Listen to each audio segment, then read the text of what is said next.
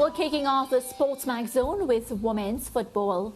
The FIFA Women's World Cup is entering the knockout round after what was a group stage filled with many surprises, including established names such as Brazil and two-time champions Germany failing to maneuver their way through the first round. This has paved the way for surprise teams such as Nigeria, South Africa, Morocco and Jamaica to find themselves in the round of 16. Let's remind you of the matchups. All right, so Switzerland will play up against Spain on Saturday. Japan face Norway. Netherlands, they will be up against South Africa. Sweden versus United States. England play Nigeria. Australia up against Denmark. Colombia will be playing our Caribbean team, Jamaica. And France face Morocco. That's on Tuesday. Well, after qualifying for the round of 16 for the first time in their history, the Reggae Girlz and their impenetrable defense will be looking to create even more waves in the tournament as they prepare to take on Group H winners Colombia on Tuesday. Joining us to preview this huge clash is the manager of the Cavalier women's team, Omar Stanley. Cavalier, like their male counterpart, finished second in the Jamaica Women's Premier League. Good afternoon. Good afternoon. Thanks for having me. Not a problem at all. How are you feeling, one, that the women have reached this stage so far in the competition, of course, creating history? Well, I'm elated just like any other Jamaican to know that we have made the second round of the World Cup. Yeah, a quick comment on the ladies' performance to get to this particular stage. Well, you know, I'm a bit happy but not surprised that we managed to hold Brazil to a draw, get that point that we needed to get to the other round. And I'm expecting another good result in the game against Colombia. Colombia is a team that has surprised us throughout this World Cup, just like many other teams. The team, they have a lot of strengths, and I think one of their strengths is, one, the fact that they topped their group to get them to this particular stage. Of course, their quality, they have players, and I was doing some research there and I realized a lot of the young girls from that team actually play in the Spanish league. So teams like Real Madrid, you know, the top teams that we here in the Caribbean look up to and admire. So they have a lot of strengths. It's unfortunate that they lost to Morocco because many people didn't see that coming. How do you see our Jamaica Reggae Girlz lining up against a team like Colombia? I tell you something, when you look at the Colombia team, the average age is about 20, 21. Our average age is about 26. Yeah. But what Colombia did against Germany is exactly what Morocco did against them. When they played Germany, Colombia, Germany would pass them.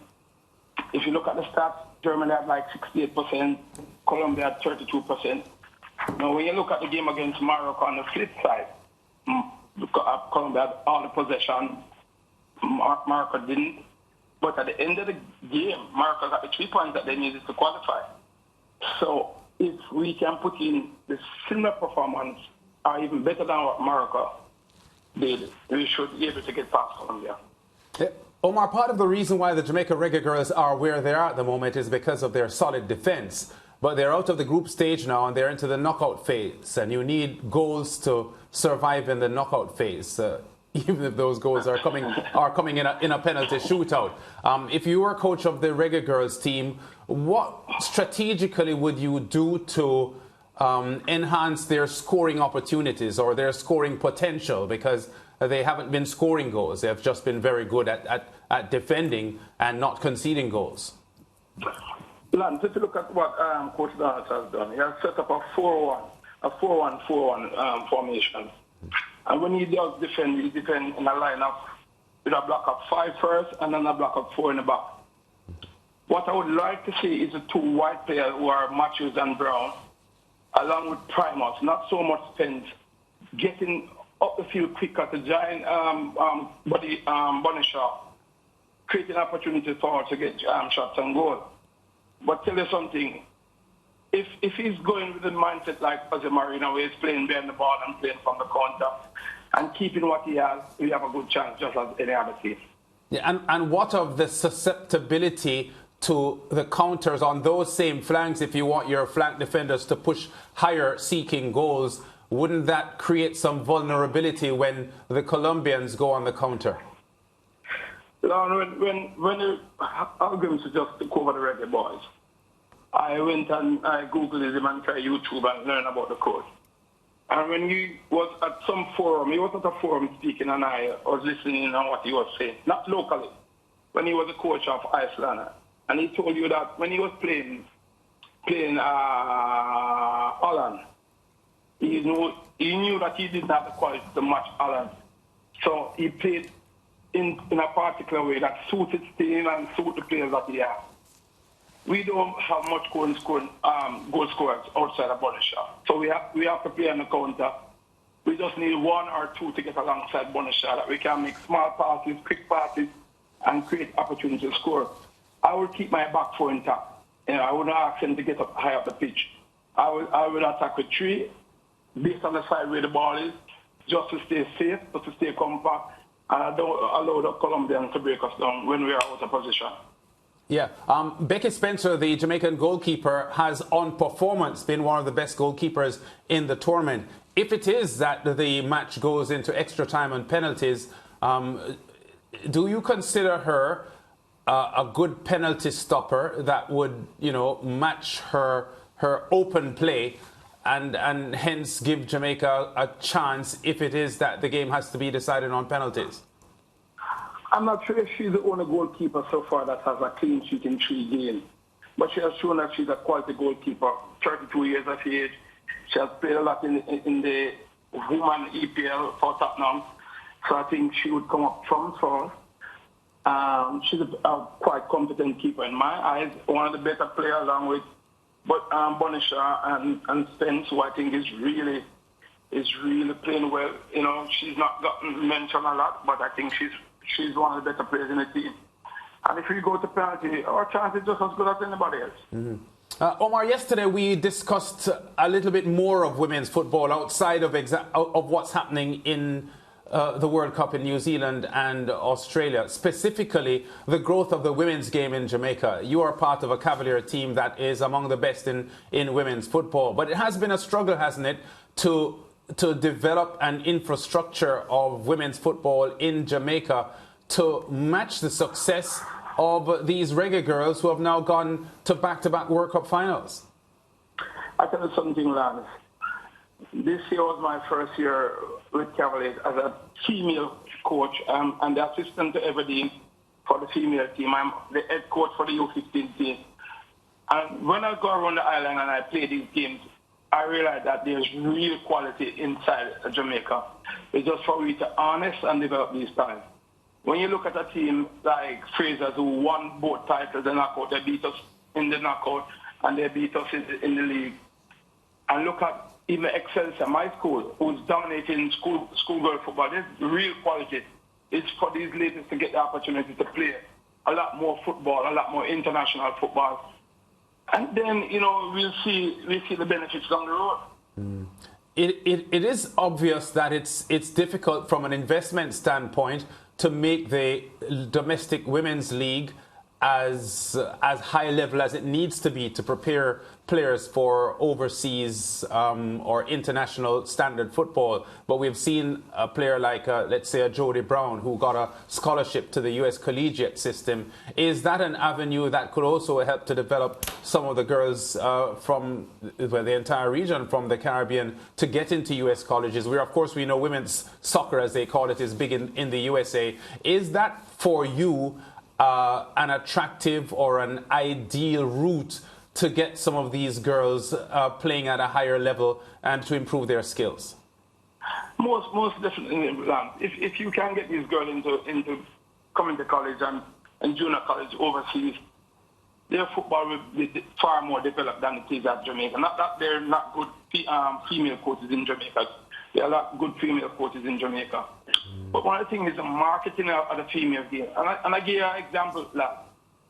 The Premier League finals was kept on the Sunday. The women's final was kept on the Saturday.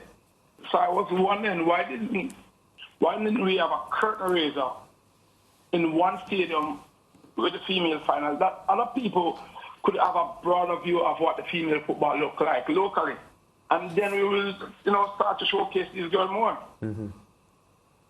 Well, we are partners with the Professional Football League in Jamaica, so maybe we will make the suggestion. I'm not turning the stones at you, Lance. No, I realize I didn't take it that you were. I'm just saying that from our standpoint, and I take the point that you're making, that maybe it could be considered for the 2023-24 season and see what happens there. Because no matter what happens in the round of 16 on Tuesday and beyond, the Reggae Girlz have captured the hearts of so many people, not only in Jamaica and the Caribbean, but globally.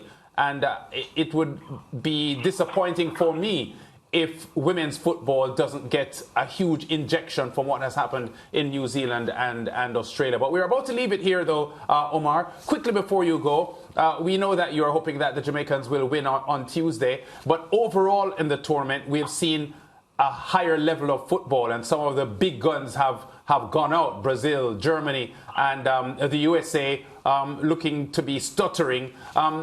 Outside of Jamaica, which team would you say has impressed you most and you would fancy to win the title? Definitely Sweden and Holland are my two picks. Mm-hmm. I think Sweden will get the better USA. Yes. I don't remember who Holland is going to play, although I think the USA team's a bit lucky and might just beat Sweden. But in terms of the quality of football that has been playing, Sweden, I can't leave out England. England is also playing well. Yes. So I think those three teams to me come to mind. Yes. And I think those three teams, if they don't meet in the round of 8, should be thereabout in the top 4. Omar Stanley, assistant coach of Cavalier Women. Thanks for talking to us here on the Sports Match Zone. And we look forward to talking to you again. Thanks, man. Thanks, guys. You can call me anytime. Yeah, man. That's Omar Stanley, assistant coach of Cavalier.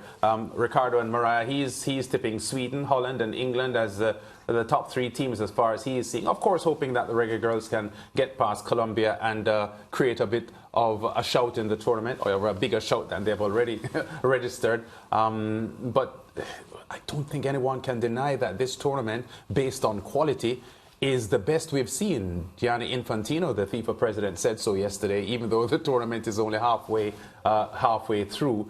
But he made this bold statement that this is the best FIFA women's tournament ever.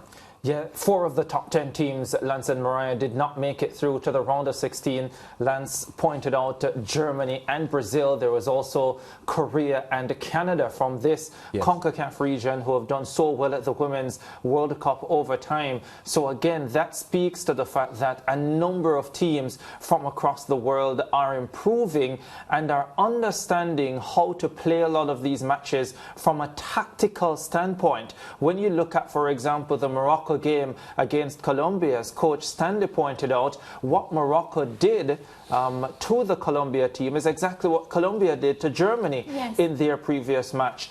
And we've seen so many quality performances from what you would consider, well, not what you would consider, but what are lesser ranked teams against the big nations. One team he didn't point out, well, 2 teams actually that I think have quality setups, Japan, who I think we should look closely at, who could have a real shot at this World Cup title, and the Netherlands as well, who I thought looked pretty good against the United States of America. Well, he did say Netherlands. He said Netherlands. He said Netherlands? He said Netherlands, Sweden, and England. Those were the 3 teams he fancied. I missed the Netherlands part. So yes, it does look good. And at this stage, Lance and Mariah, I mean, you have to say, going into the Colombia game, with everything that has happened, the Reggae Girlz have an opportunity. You would not look at that game and think to yourself, oh, they don't have a chance. No. There's the youngster, though, the 18-year-old Linda Caicedo, that the Jamaicans will have to watch. Yeah, she plays for Real Madrid,